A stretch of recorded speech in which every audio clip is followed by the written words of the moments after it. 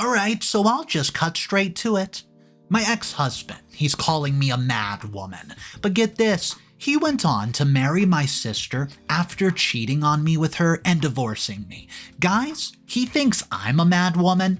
I guess he truly doesn't know my sister. I think there are certain things your sister can do to hurt you and end up forgiving her because no one's perfect. But when she has an affair with your husband, well, that's simply unforgivable.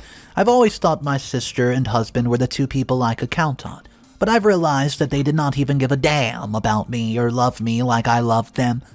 Before I go into the whole story of how my sister and husband, the two people I trusted the most, broke my heart into an absolute thousands of pieces, I'd like to begin a brief history of me and Taylor. For the first 10 years of our lives, Taylor and I grew up together in the same home with our parents, and we had quite a good relationship as sisters. Being the oldest child, I looked after Taylor as much as I could. Most people say I grew up too fast because my parents were not exactly the best parents in the world at the time, and whenever they weren't around to look after us, I took it upon myself to cook for Taylor, bathe her, do the laundry, and even read her bedtime stories. Shortly after I turned 10 years of age, our parents separated, and I ended up living with my father and Taylor with my mother. We were apart for 2 years, and it was with these 2 years that the damage happened to Taylor. Because my parents' relationship was a little back and forth, they ended up reconciling. When they did, Taylor and I returned together. But this time, to Taylor I helped look after was different, and even my parents could tell. According to my mother, when she took Taylor with her, she was enrolled in a new school, and since she was working 3 jobs daily to meet their needs, she didn't really have the time to look after Taylor. So Taylor was always left alone to hang out with the kids in the neighborhood. For starters, my mom moved to a very bad neighborhood, and somehow it influenced Taylor and changed her from that sweet little butterfly into a total piece of crap. Excuse my language. When she returned, she began to exhibit attributes of selfishness, anger, entitlement, and, well, is just a real jerk. You might think I'm exaggerating, but I'm not. Taylor changed in the most unrecognizable way. For example, if she told her parents that she wanted a Barbie doll or whatever kind of doll, and my dad got it for her and got something different for me, she would totally ignore what she had and would demand mine. She would even go as far as telling my parents to tell me to give mine to her because she didn't like hers anymore. Sometimes, my parents would try to convince me to hand over my toy or present to her because I was the older one and I should be more understanding. Or they would just take it from me and hand it over to her, just to make her happy. It didn't just end with toys, though. That's the start. It escalated to other stuff, clothing, shoes, food, and so much more. For some reason, when my parents noticed that Taylor had changed badly, they blamed her new character on their fighting. They believed that it was because they weren't good parents and had been separated for almost 2 years. They thought Taylor became a terrible, ungrateful child because of them. So they believed that the way out was to spoil her and give her whatever she wanted. While all this was going on during our teenage years, I never complained because I believed Taylor would understand that we loved her a lot, and would reward our love with a good character. But oh boy, I was wrong. Instead, she became rogue, entitled, and would use my parents' credit card without their permission and steal from their wallets and just make absurd demands. She was a professional rule breaker. And if my parents said something like, "No boys in the house, no parties," the minute my parents were out of town or visiting our grandparents in another town, Taylor would bring her boyfriend home or throw some small house party to spite my parents. Then she would always tease me and call me the dumb dull one and say that if she had the opportunity of picking her own sister, she would never pick a killjoy sister like me, and she always meant it every time she said so. Unlike Taylor, I was serious with school and I had all the plans of going to college. I'd seen our parents struggle to raise us, and part of the financial difficulties we had was because they did not go to college. They got real low-paying jobs, and each time they were about to do something huge like buy a car, a house, or just anything significant, they would have to save up every penny and cut down on expenses to meet their needs. So I had determined very early in life that I would have a better financial life than my parents did, and to me, going to college was the key to that life. It kinda took me a while to realize that Taylor was my parents' favorite kid. even when they used to preach that they both loved us equally and would never pick one child over the other. Well, I found out that was a very big lie shortly after I turned 17, so there was a 15-year-old truck. My grandmother gave to my father and he barely used it or drove it. The agreement was that once I was set for college, my father would give me the truck so I could do a little rework on it before taking it to college. Though the truck was old, rusty, I didn't really mind since I needed something to commute. I was going to be living off campus with one of my high school buddies, and a truck like that would really come in handy. As of the time my father promised that he would give me the truck, so far he would not have to pay for the rework of it and other things that needed to be fixed in the truck. Taylor never showed interest in the truck. In fact, to her it was just a piece of junk, and in her words, she would not be caught dead in a truck like that. But after I saved up tons of money, a month's worth of work at the pizza joint, to gather up the money, well, eventually it fixed. Taylor began to bug my parents for the truck. She claimed that she needed it more than me and gave a dozen lame reasons why my parents should give the truck to her and not to me. Now, you'd be thinking that my parents would have told her no since they promised to give it to me, and I already spent all my savings on the truck, but they did not. I returned home one day from work and the truck was not parked in the driveway, only to find out my parents, that Taylor had taken the truck. According to my parents, the thought it would be better if I shared the truck with Taylor instead of taking it all for myself. It sounded like a dream, but it wasn't. Long story short, I ended up giving the truck to Taylor and I yelled down the roof of the house until my parents refunded every penny I spent on the truck. You all want to know what's really shocking, though? A week after I left for college, Taylor never drove the truck again. She claimed it was beneath her and was no longer fun to drive since I'd left for college. My parents ended up selling the truck just to get it off their property. And even with all this happening, my parents kept saying that Taylor was only acting that way because she was still childish.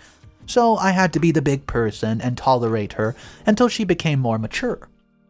Out of love, I did, and I forgave Taylor for everything that she did.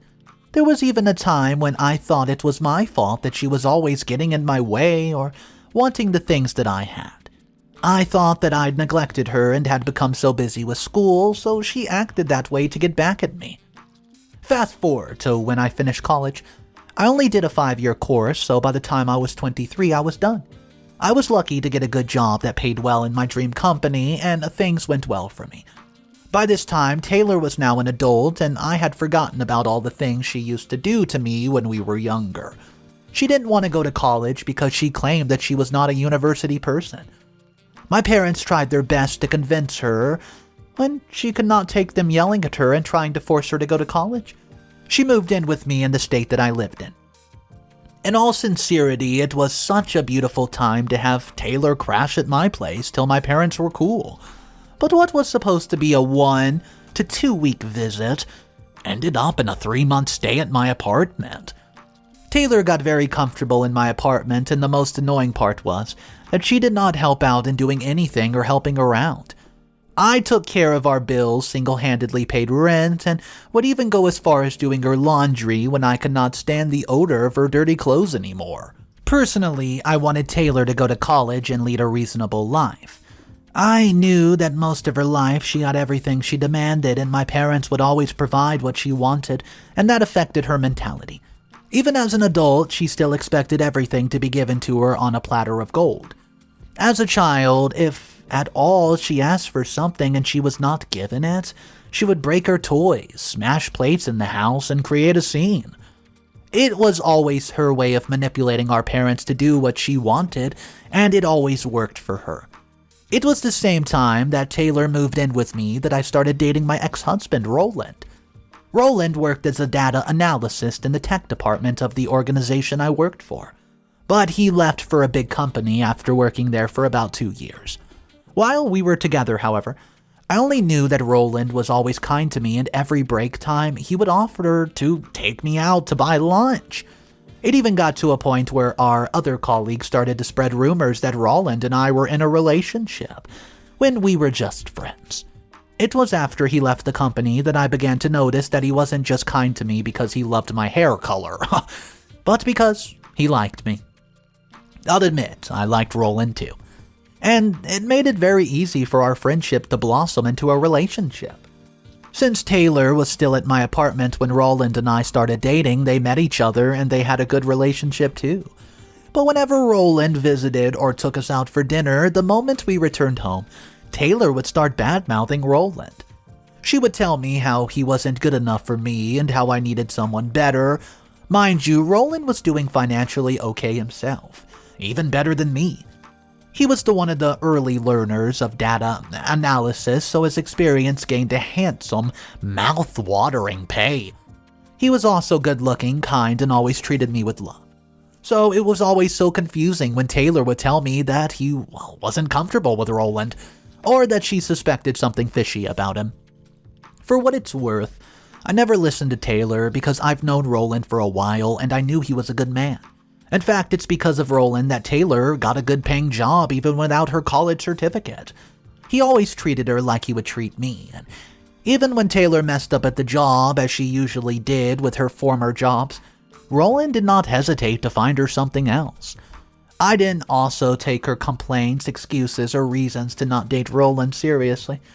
I believed that she was only looking out for me, so it was normal for her to not want her sister to end up in the wrong hands. Well, after about a year of dating Rowland, Taylor stopped complaining about him and she finally embraced him as part of the family. They got along well and she built a solid relationship with him. And this made me very happy. I always envisioned my parents and siblings getting along with my husband, so we could be one big ol' happy family. Rowland and I ended up dating for 2.5 years before we got married, and Taylor was my maid of honor. After Rowland and I married, we got a big apartment, and Taylor did not stop coming. It was almost like her second home, and most of the time she would go as far as spending a week or two with us there, and we didn't mind. I still saw her as my baby sister. I was actively working on ways to help change her and grow into this beautiful woman I always imagined her to be. About 6 months after Rowland and I married, I began to notice how close he had gotten with Taylor, and it did not sit well with me. When I noticed it for the first time, I shook it off because it was not the kind of thought any woman should think about her only sister and husband.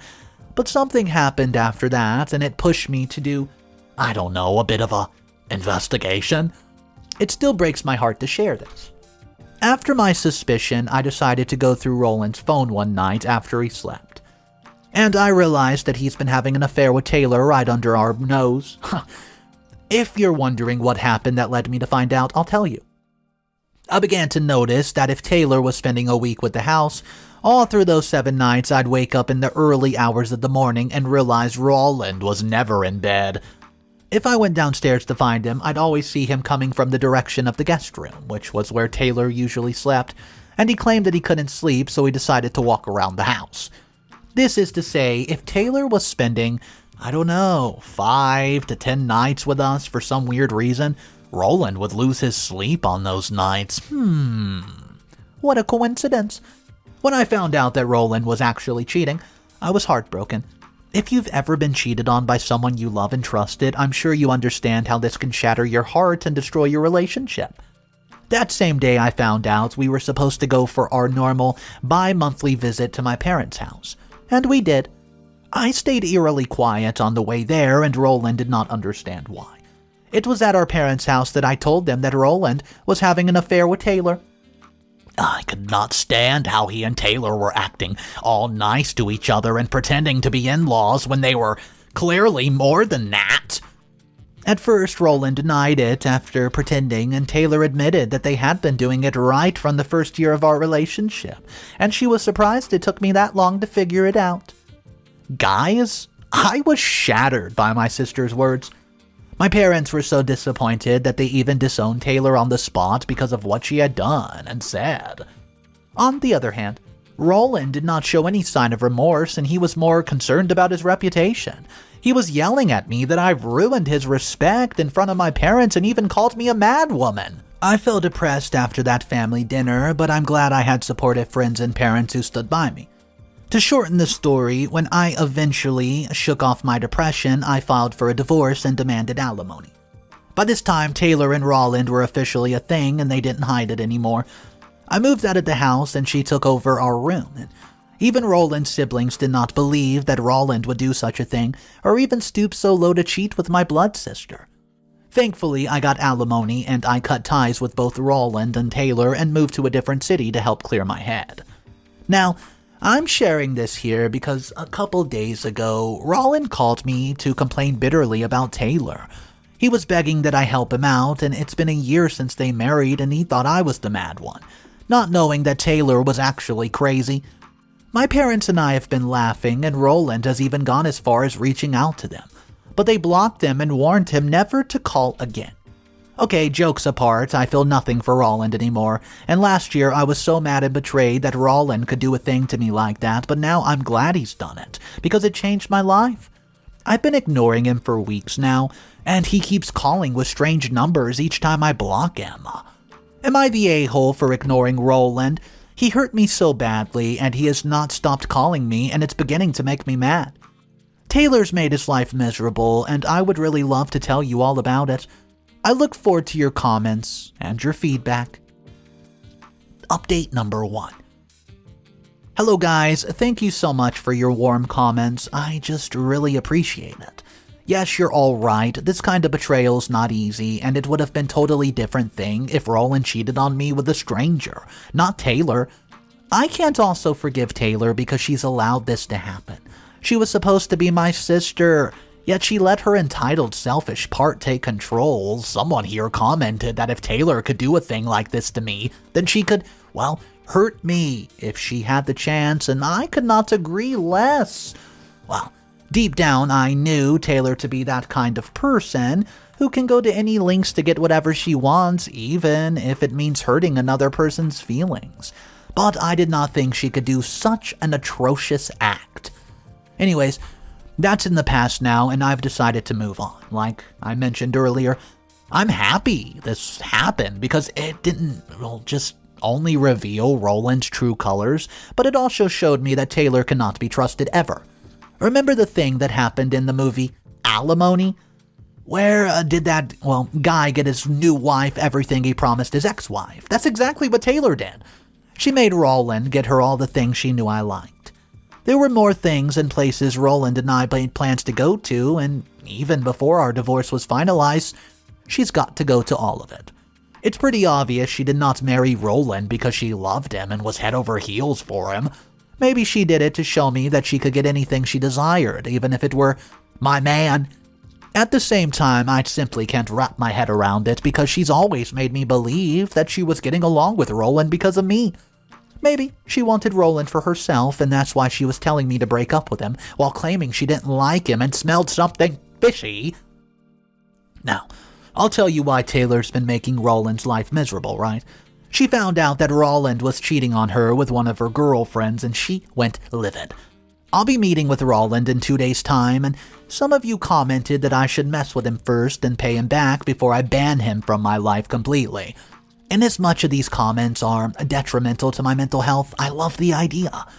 I know that meeting Rowland again will open old wounds, and it's very stupid, but I'll do it.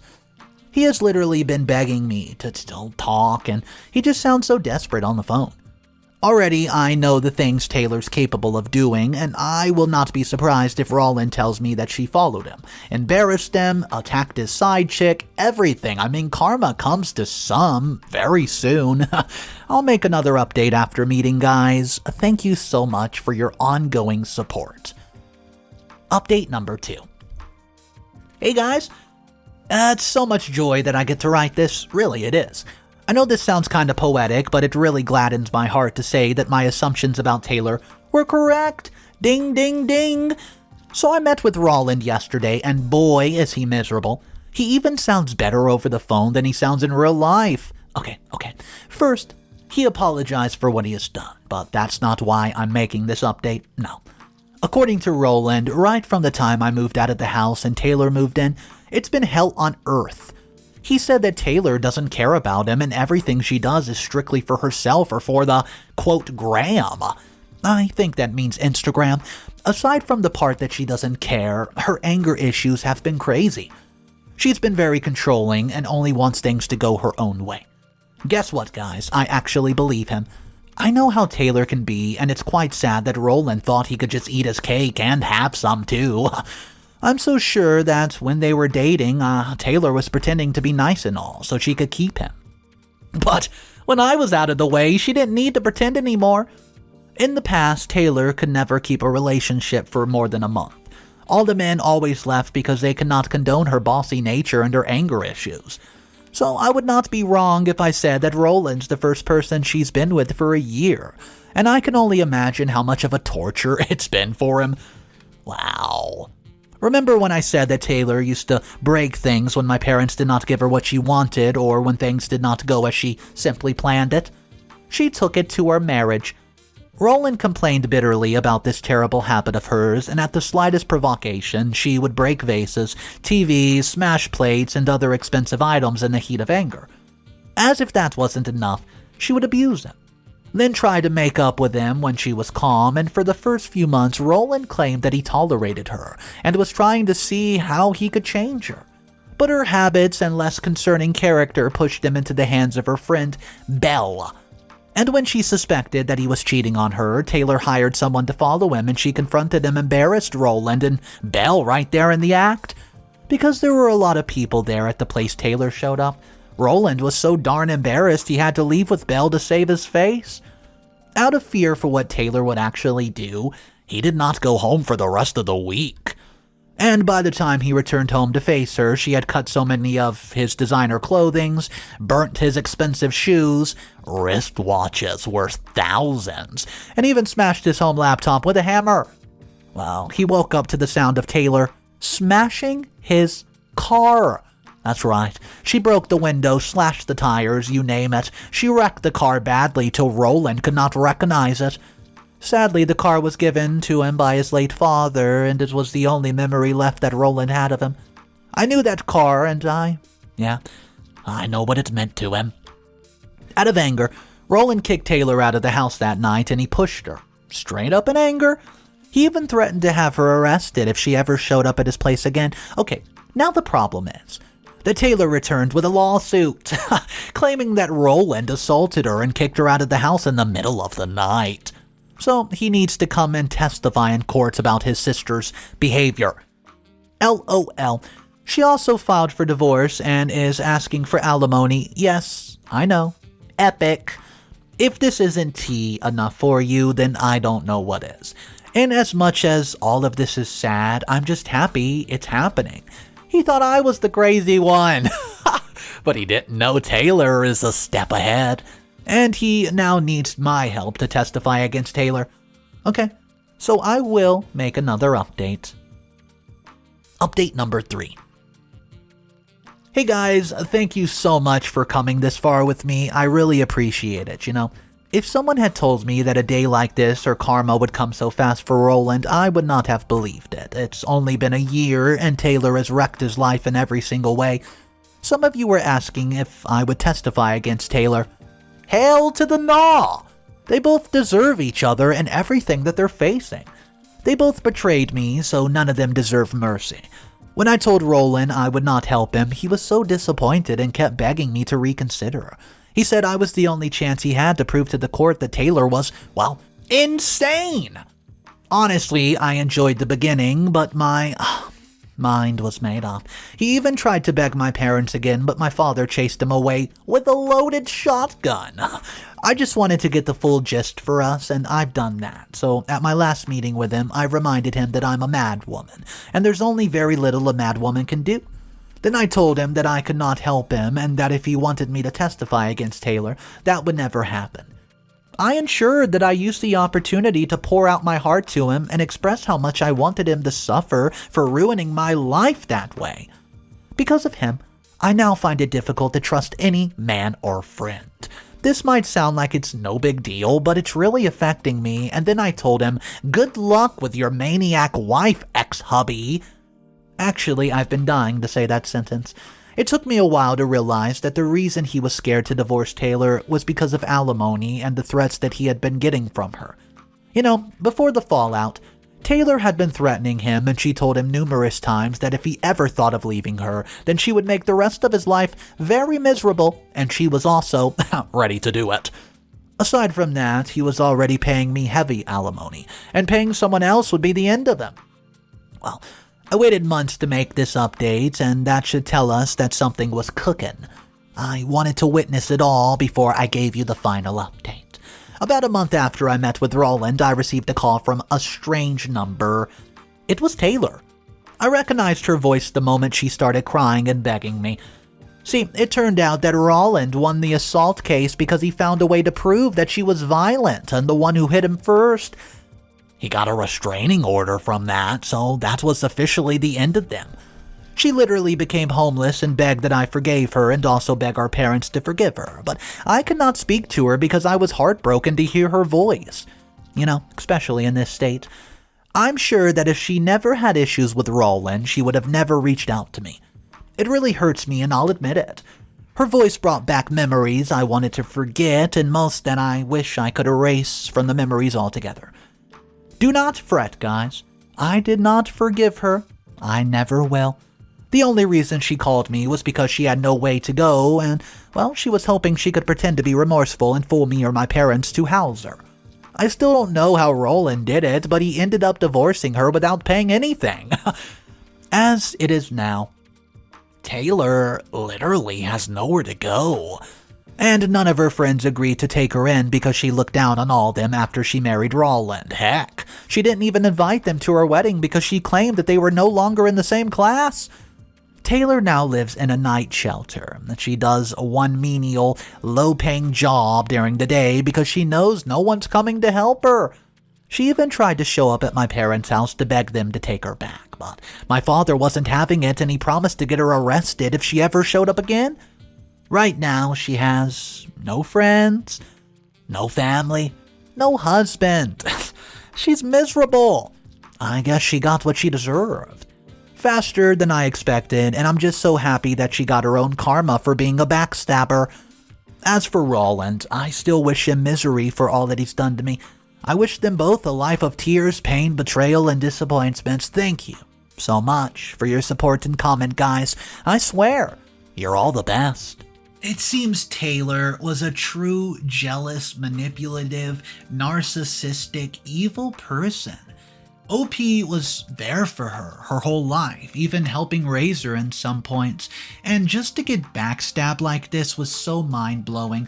And in the end of the story, we find out Taylor and Rowland have been completely cut off from OP and OP's parents, but I just want to know from you guys. This question I'm about to ask you might be a little touchy because both of these people were jerks, but in your opinion, do you think Taylor or do you think Rowland was the worst person in today's story? My vote says Taylor all day long simply because that was blood related. That was OP's sister. I just want to know your thoughts. I'm not excusing Rowland for his actions because he was evil as well, let's be honest. But hey, karma came for both of them. Rowland begging and groveling at OP's feet just to be locked out at the end of the story. And Taylor, well, we know what happened to Taylor, and she definitely got the rougher end of the stick, living in a homeless shelter, working a menial job, and just, for once in her lifetime, having to handle herself. I want to know your thoughts, guys. Let me know in the comment section down below. If you guys are new to the story and to the channel, my name's Mr. Reddito, and I narrate stories like this every single day. So, if you do want to be a part of these daily stories, hit that subscribe button. I'll see you guys tomorrow, and just remember, this is a cold world, so it's cool to be kind. Peace.